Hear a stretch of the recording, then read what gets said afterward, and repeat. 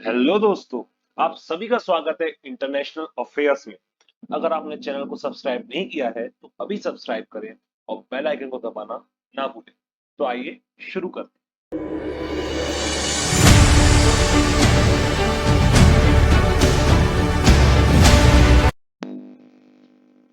आज का हमारा टॉपिक है इंडिया रशिया रिलेशंस।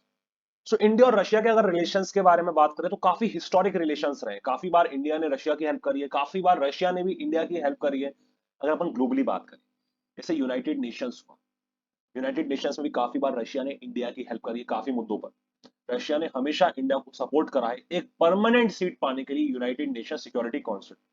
अब परमानेंट सीट क्या है? यूनाइटेड नेशन सिक्योरिटी काउंसिल, जिसे अपन यूएनएससी बोलते हैं। इसमें अभी 5 कंट्रीज है जिनके पास परमानेंट सीट है, means veto power. Veto power. तो 5 कंट्रीज कौन सी है? जिसमें यूएसए, रशिया, यूके, फ्रांस और चाइना आता है। इसके साथ साथ टोटल हर साल 15 मेंबर्स रहते हैं यूएनएससी में, जिसमें से 5 परमानेंट हमेशा रहते हैं वीटो पावर वाले, और जो 10 रहते हैं वो अल्टरनेट चेंज होते रहते हैं हर 2-2 साल के कार्यकाल के बाद, इंटरवल के बाद। तो रशिया ने हमेशा सपोर्ट करा इंडिया को यूएनएससी में परमानेंट सीट, मींस ये वीटो पावर वाला कंसेप्ट मिलना चाहिए, क्योंकि इंडिया की पॉपुलेशन काफी बड़ी, इंडिया काफी बड़ी कंट्री है, साथ ही इंडिया की इकोनॉमी भी काफी बड़ी है। बात अगर करें तो इंडिया और रशिया काफी ग्रुप्स में एक साथ है। जैसे एससीओ की बात करें, ब्रिक्स की बात करें, इन सब के वीडियोस आपको इसी चैनल में मिल जाएंगे। SCO Shanghai cooperation organisation, BRICS की बात हुई, Brazil, Russia, India, China, South Africa. फिर G20 में भी दोनों मेंबर्स हैं, G20 जैसे, विच इज ग्रुप ऑफ 20।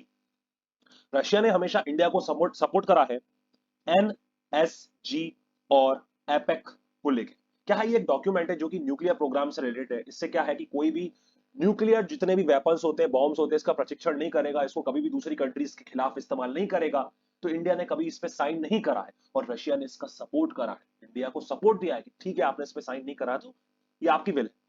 बाकी सारी कंट्रीज ने इसमें साइन करा है, मैक्सिमम कंट्रीज ने, जो भी यूएन का मेंबर है, यूनाइटेड नेशंस का मेंबर। अगर बात करें रशिया की, तो रशिया उन 2 कंट्रीज में आता है, एक है रशिया, दूसरा है जापान, जो इंडिया से एक डायलॉग शेयर करता है डिफेंस रिव्यूज को लेकर। मींस हर साल इंडिया, रशिया और जापान में, ट्राइगोनली नहीं, इंडिया का रशिया से अलग होता है, इंडिया का जापान से अलग होता है, ये आपस में रिव्यू शेयर करते हैं डिफेंस के ऊपर कि आपके डिफेंस में वो क्या चेंजेस आने चाहिए, आपका डिफेंस किस टाइप में कैसा वर्क कर रहा है। फिर वो चेंजेस भी अपने हिसाब से सुझाव देते हैं। तो ये इंडिया मात्र 2 देशों के साथ करता है, एक है जापान, दूसरा है रशिया। मींस इतने क्लोज हमारे डिफेंस के टाइज है रशिया के साथ।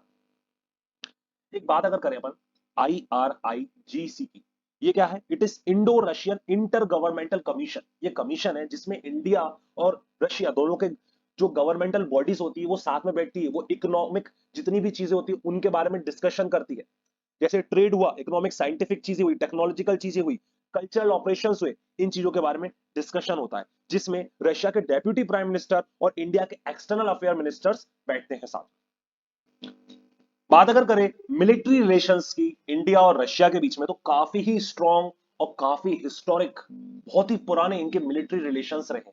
इंडिया अपना जितना भी मैक्सिमम एक्सपोर्ट करवाता है, या अपन बोले मैक्सिमम जितना भी इंपोर्ट होता है इंडिया में मिलिट्री इक्विपमेंट्स, मैक्सिमम रशिया से ही होता है। अराउंड 68% जितना भी डिफेंस एक्सपेंडिचर्स इंडिया में आते हैं, इक्विपमेंट्स आते हैं, 68% तो मात्र रशिया से ही आते हैं इंडिया में। सेकेंडली बात करें इसके बाद, फिर यूएसए से आते हैं 14%, बाकी इसराइल से आते हैं लगभग 8%।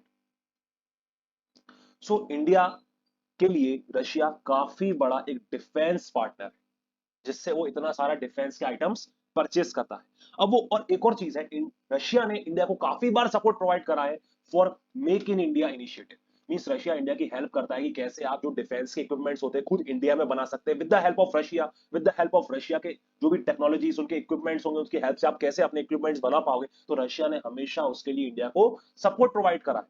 जैसे बात करें अगर, इंडिया की काफी रिनाउंड मिसाइल है जिसे बोलते हैं ब्रह्मोस मिसाइल। तो ये ब्रह्मोस जो मिसाइल है ये भी मेक इन इंडिया में ही आती है, बट इसके अगर अपन जॉइंट वेंचर है, जॉइंट वेंचर मतलब क्या है? जॉइंट वेंचर मतलब ये साथ में मिलकर बनाई गई है, मात्र इंडिया ने नहीं बनाई। इसमें इंडिया और रशिया दोनों का योगदान है। इसमें अगर स्टेक की बात करें तो 50.5% इंडिया का है और बाकी 49.5% रशिया का है। इसलिए मेक इन इंडिया ये मिसाइल कहलाती है ब्रह्मोस मिसाइल। इसके अलावा बात करें और क्या क्या इंडिया परचेज करता है, काफी ज्यादा हेलीकॉप्टर्स, काफी ज्यादा एयरक्राफ्ट, ये सारी चीजें इंडिया करता है, रशिया से परचेस करता है। इसके अलावा बात करें, दोनों ने जो जॉइंट मिलिट्री जो प्रोग्राम्स होते हैं उनमें क्या क्या इंक्लूड करा गया है, जैसे ब्रह्मोस की जो मिसाइल्स है इनको इंक्लूड करी गई थी, उनके जो जॉइंट मिलिट्री जो होते हैं प्रोग्राम्स काफी देशों के बीच में होते हैं जो बायलेटरली होते हैं। इसके अलावा 5 जनरेशन फाइटर जेट्स होते हैं, सुकोई जो काफी ही ज्यादा रिनाउंड माना जाता है। इसके अलावा KA-226, ये सब मिसाइल्स के नेम है, हेलीकॉप्टर्स के नेम है। इसके अलावा काफी ज्यादा आर्म इक्विपमेंट्स भी होते हैं, जो मिलिट्री हार्डवेयर होते हैं, टैंक्स वगैरह, ये सब भी इंडिया काफी इंपोर्ट करवाता है रशिया। अगर इंडिया और रशिया के इकोनॉमिक रिलेशंस की बात करें तो काफी ही नॉर्मल इकोनॉमिक रिलेशंस है।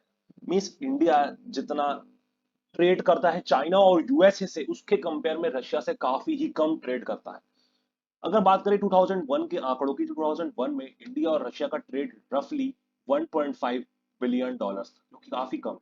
ये बढ़ के 2012 तक लगभग 11 बिलियन डॉलर्स हो गया था, और आज प्रेजेंट में 2022 में लगभग 20 बिलियन डॉलर्स।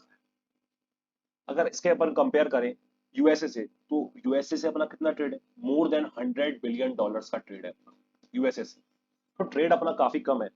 सो क्या ट्रेड होता है, मींस इंडिया क्या एक्सपोर्ट करता है, क्या इंपोर्ट करवाता है, जैसे मशीनरी हुआ, इलेक्ट्रॉनिक्स हुआ, एरोस्पेस के इक्विपमेंट्स हुए, automobiles, commercial shippings, chemicals, pharmaceuticals, इन सब चीजों का ट्रेड होता है। मेनली इंडिया मेडिकल की चीजें सप्लाई करता है, जैसे फार्मास्यूटिकल्स हुआ, जैसे प्रीशियस स्टोन्स हुए, इंडस्ट्रियल मेटल्स हुआ। इंपोर्ट करवाता है पेट्रोलियम के जैसे प्रोडक्ट्स हुए, कोल हुआ, केमिकल्स हुए, एरोस्पेस के जो जितने भी इक्विपमेंट्स हुए, उन सबको क्या करवाता है, इंपोर्ट करवाता है। बात अगर करें IRIGC, जो कि क्या है, it is Indo Russian forum on trade and investment, इस बारे में अगर अपन बात करें, IRICG गवर्नमेंटल का क्या है, एक ऑर्गेनाइजेशन है जिसमें इंडिया और रशिया है साथ में बैठकर डिस्कशन करते हैं कैसे हम अपने इकोनॉमिक ट्रेड को बढ़ा सकते हैं, अपने इकोनॉमिक रिलेशन को कैसे मजबूत कर सकते हैं। तो इधर भी काफी बार ये डिस्कशन करा गया है कि हमें कैसे इनिशिएटिव्स लेने चाहिए अपने इकोनॉमिक रिलेशन को और बेहतर करने के लिए। इसके अलावा बात करें तो इंडिया और रशिया की FTA के ऊपर भी चर्चा काफी चल रही है। FTA क्या होता है, फ्री ट्रेड एग्रीमेंट होता है। फ्री ट्रेड एग्रीमेंट मतलब जब भी अपन ट्रेड करते हैं, एक देश से दूसरे देश में सामान जाता है, तो वहां पर काफी टैक्स लग जाता है, जिसकी वजह से क्या होता है, जैसे इंडिया ने अगर कोई भी सामान रशिया में पहुंचाया, तो वहां पर टैक्स लगने की वजह से क्या होगा, जो इंडिया का वो सामान है वो रशिया में और महंगा होगा और रशिया के मार्केट्स में और महंगा बिकेगा।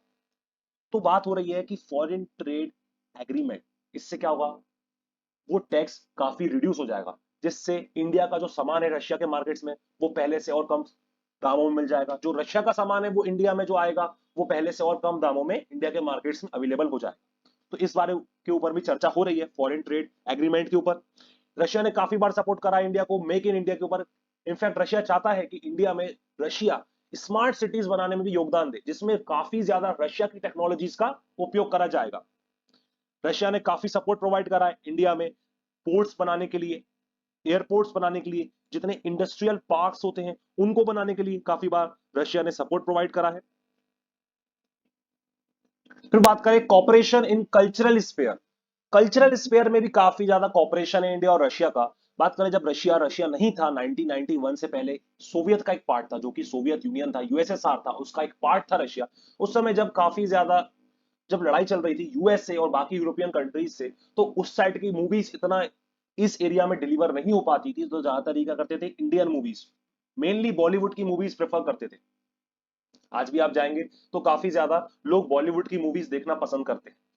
इसके अलावा बात करें योगा, योगा एक काफी बड़ा कारण है जिसमें कल्चरल कॉपरेशन की बात आई। रशिया में भी लोग आजकल काफी योगा को अपना रहे हैं। और ये योगा क्यों है, योगा से इंडिया के टाइज को ऐसे मिक्स हो रहा है क्योंकि ये इंडिया से ही ओरिजिनेट ऐसे हुआ था।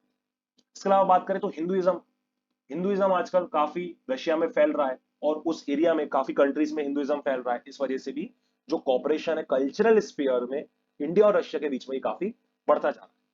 तो मुझे लगता है कि आपको इंडिया और रशिया के रिलेशन का अच्छा नॉलेज हो गया होगा। तो मिलते हैं फिर अगले वीडियो में, तब तक के लिए ta-ta, bye bye and all the very best.